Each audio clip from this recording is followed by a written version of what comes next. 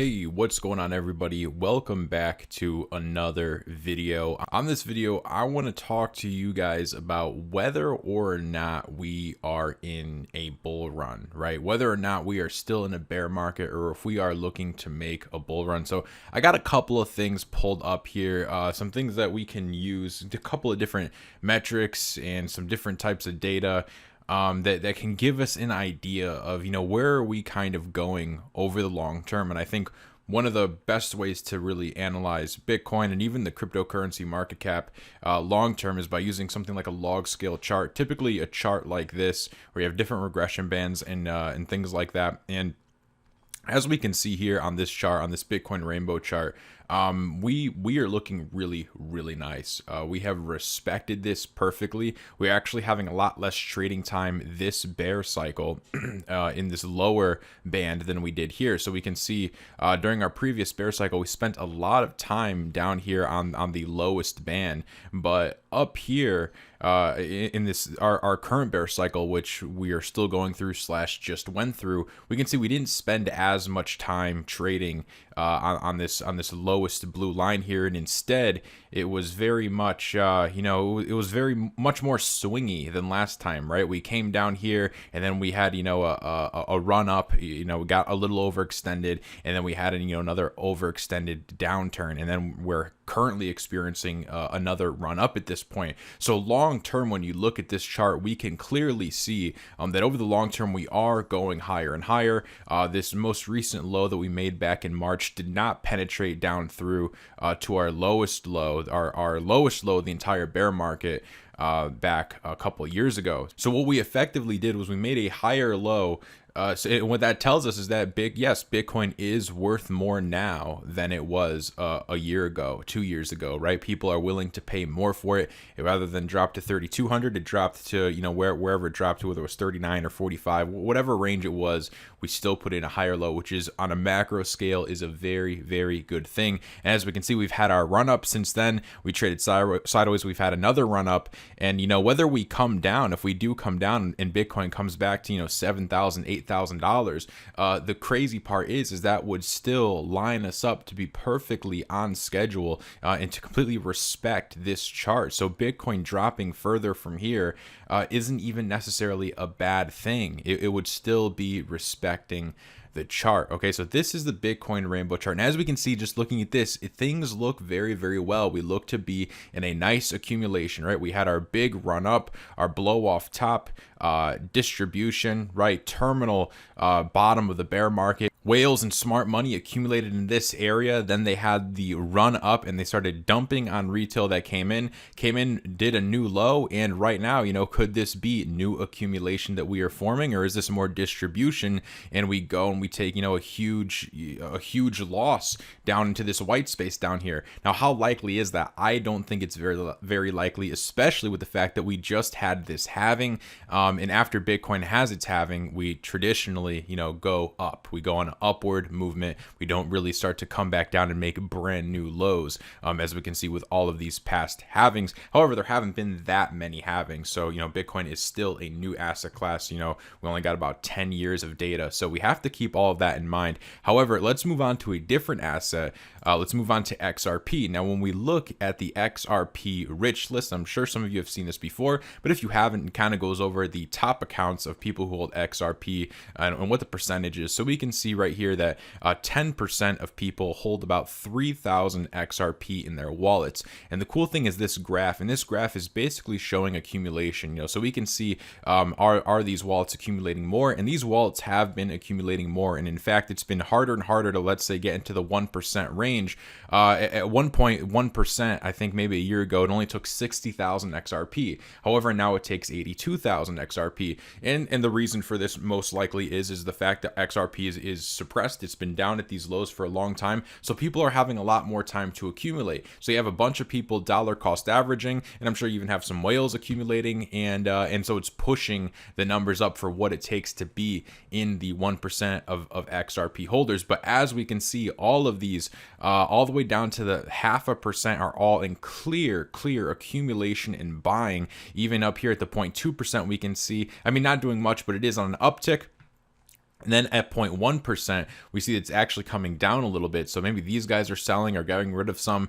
But again, you know, when you have 750,000 XRP, that's quite a bit of XRP. That's quite a bit of money. And they could be, you know, swapping, transferring, exchanging their XRP into other tokens. You know, I don't really know what they're doing. I don't own 750,000 XRP. So to have that kind of XRP position, you know, I don't have experience with that. So I don't really know what they're doing. Maybe they are selling, but again, are they really selling at 20 cents? Or, you know, if I manage to accumulate 750,000 XRP, I'm probably not going to be selling it all down here at 20 cents, especially when we've been in a long bear market. And then we can see the top accounts are basically just doing nothing. We had some accumulation early on, and now we're basically flat, right? We have a bump and then a bump down, a couple bumps, but for the most part stagnant, doing nothing. But us retail, which is mainly, you know, 0.5% to 10%, maybe some of us are in the 0.2 and 0.1, we're all accumulating. So this is really good signs that we've been accumulating this entire bear market. We do know that there are more Bitcoin addresses now than there were at the bubble in 2017. So back here, this is the crypto total market cap, but Bitcoin chart looks very similar. And back here on our blow off top, we have more addresses now today, September the 12th, than we did back when Bitcoin was at 20,000 or when the crypto market cap was at $706 million. Now, looking at this, guys, this chart looks amazing, right? Before, when we were down here, you know, who knows how much lower it could go. When we were here, things looked kind of iffy. But now, I mean, check this out, guys. If we just do some basic trend lines, some basic supports, we'll draw from the wicks, and we could say, you know, hey, we very clearly broke out here, right? And this isn't going to be the prettiest thing. This isn't going to be the nicest thing, but it's just going to be to, you know, for visual stimulation.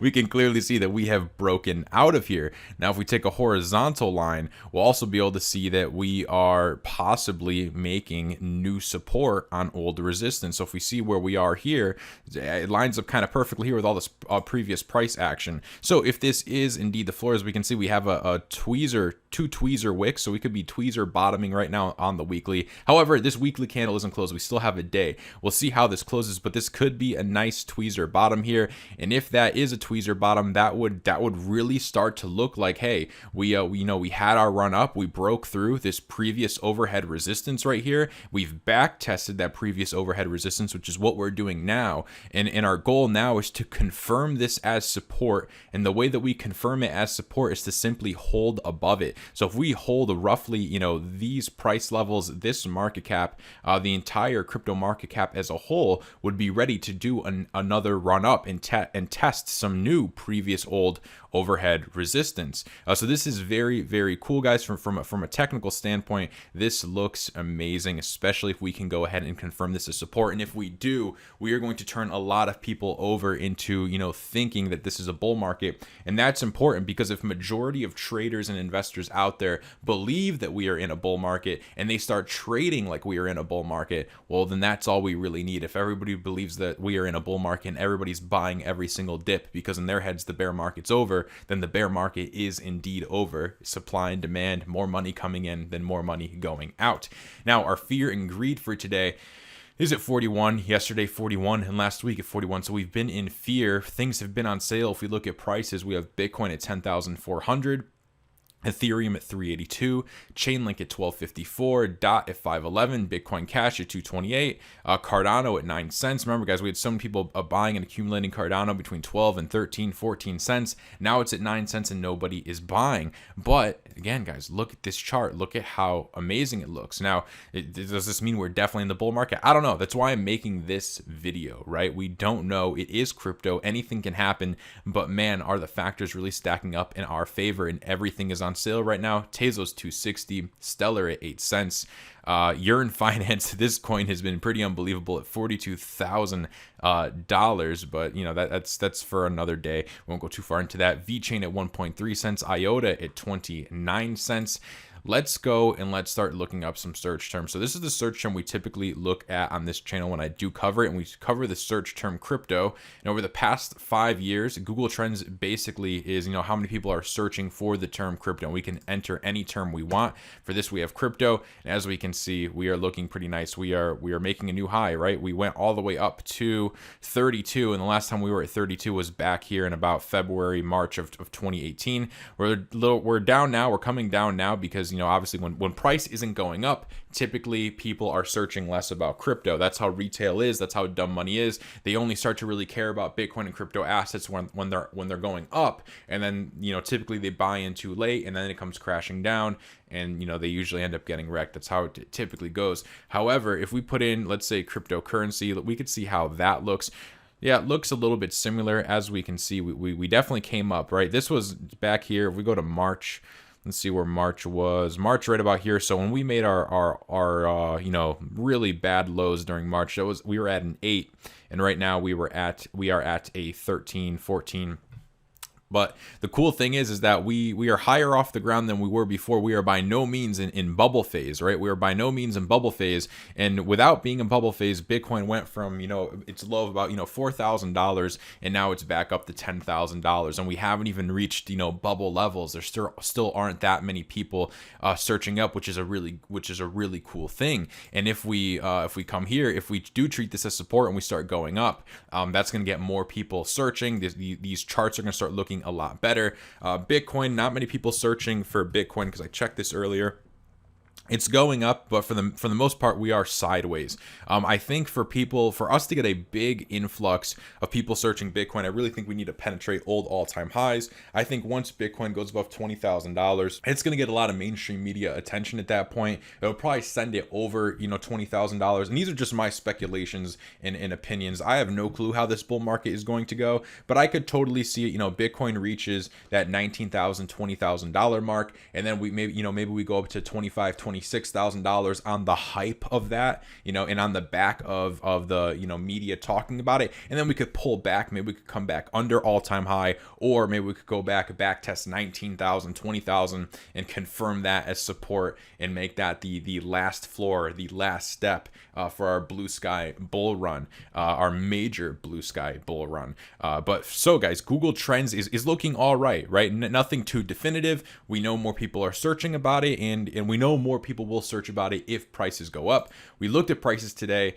and when we look at our U.S. national debt clock, this is the total debt for the U.S. We are at 26 million, and pre-pandemic and everything like that, we were not at 26. We were at about, I think it was like 20, 21, 22. So we have added on a lot of debt, and I think for the amount of debt that we have added on, we have not seen the price increase we should out of Bitcoin and out of gold. Now, gold has went on a run, yes, and we know that the U.S. government is going to continue doing stimulus. The Fed has said they will continue doing stimulus, and they're going to continue printing money.